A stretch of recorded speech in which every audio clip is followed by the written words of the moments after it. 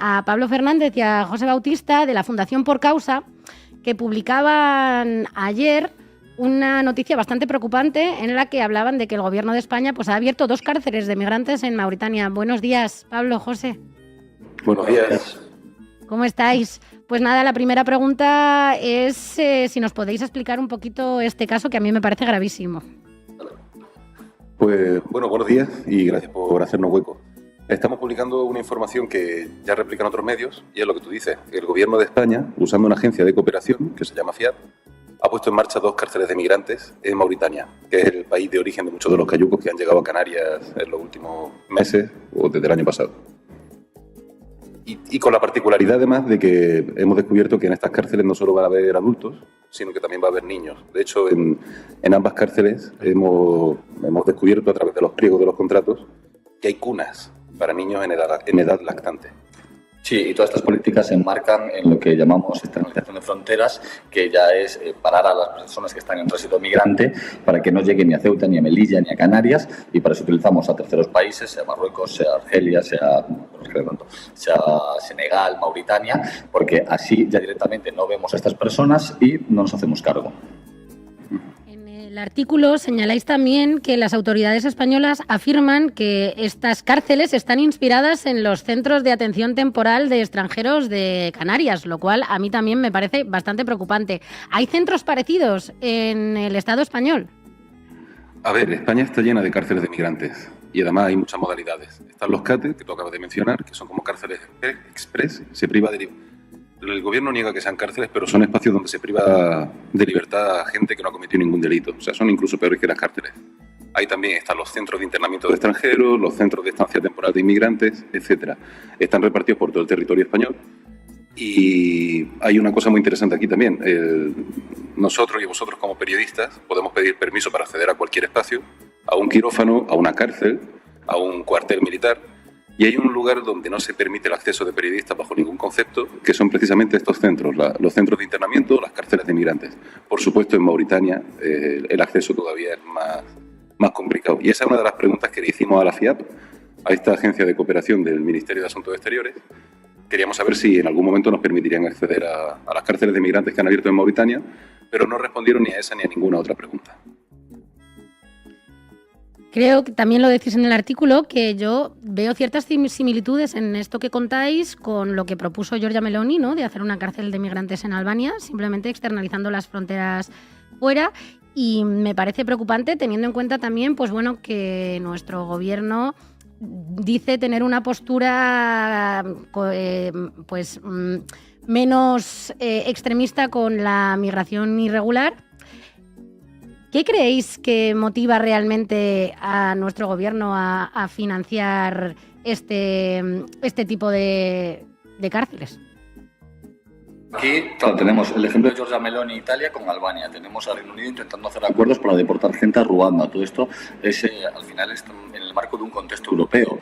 En un primer estadio, por enmarcarlo, cuando España entra específicamente en el estadio Schengen, las fronteras europeas, se abren, se diluyen para las personas a cambio de fortificar toda la parte exterior, donde España se convierte en el guardián de la puerta sur. Ahora estamos ya en el siguiente paso, es directamente que no haya ningún tipo de problema político como puede ser los saltos a las vallas de Ceuta y Melilla, donde vemos esas gentes, donde puede haber un caos, donde Marruecos puede ejercer una presión de, oye, si no me das ciertas cosas, yo aquí abro las fronteras, te meto a toda la gente que tú no quieres y aquí dame esto, ¿no? Entonces, claro, si nosotros ahora le estamos dando dinero, estamos dando equipamiento a Mauritania, a Senegal y cada vez más abajo, porque estas partes, o sea, estamos llegando incluso a hacer acuerdos en clave europea hasta países como con Tanzania, o sea, estamos llegando a toda África, a Oriente Medio, para que así todos estos flujos migratorios y que posiblemente vayan a ir a más, directamente no estén llegando. Pero bueno, también entendamos que los flujos migratorios no se pueden parar, se tienen que gestionar, porque si tú cierras una vía, va a haber otra.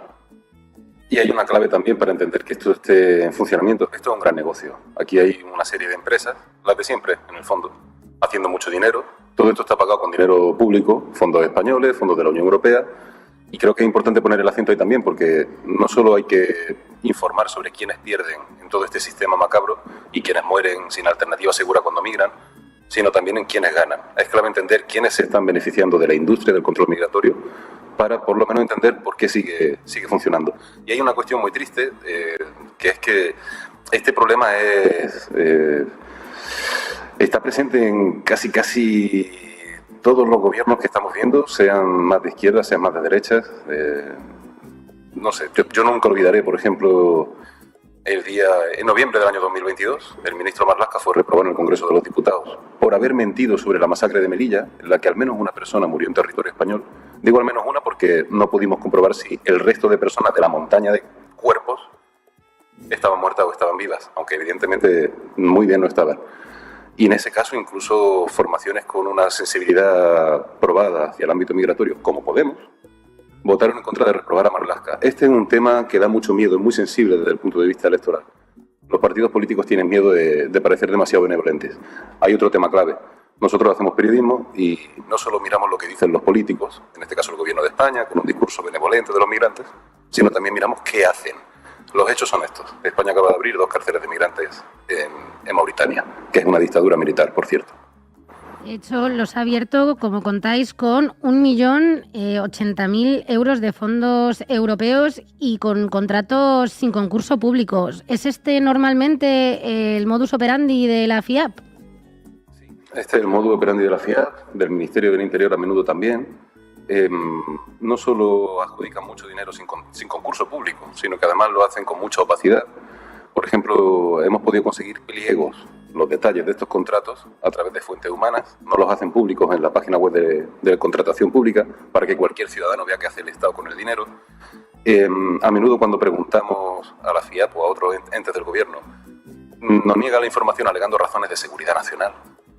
Ahora ya directamente dicen que, bueno, como por causa no es un medio de comunicación, pero somos una organización de periodismo, pues que tampoco responden. Nosotros intentamos ir de frente y hacemos nuestro trabajo. No son noticias que nos guste dar, son tristes. Esto va sumado a un montón de sufrimiento. Cuando viajamos a Mauritania nosotros hablamos con las víctimas de este esquema.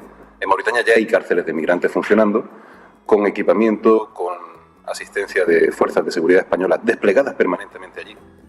Y todo esto se traduce en mucho sufrimiento. Hay mucha gente que está siendo abandonada en mitad del desierto, encarcelada en condiciones infrahumanas, e insisto, son personas que no han cometido ningún delito. La mayoría, por ejemplo, son personas que huyen de la guerra de Mali, o de Níger, o de la inestabilidad que hay ahora en países como Guinea-Conakry.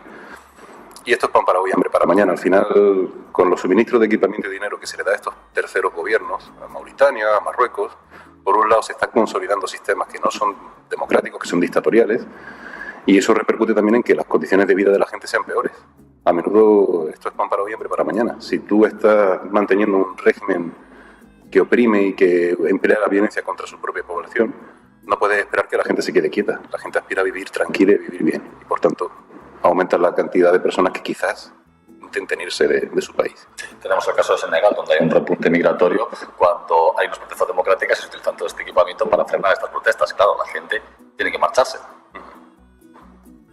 Pues muchísimas gracias, Pablo y José, por vuestro trabajo, por estar aquí hoy y gracias por la investigación que habéis hecho, y yo pues espero veros por aquí en otra ocasión.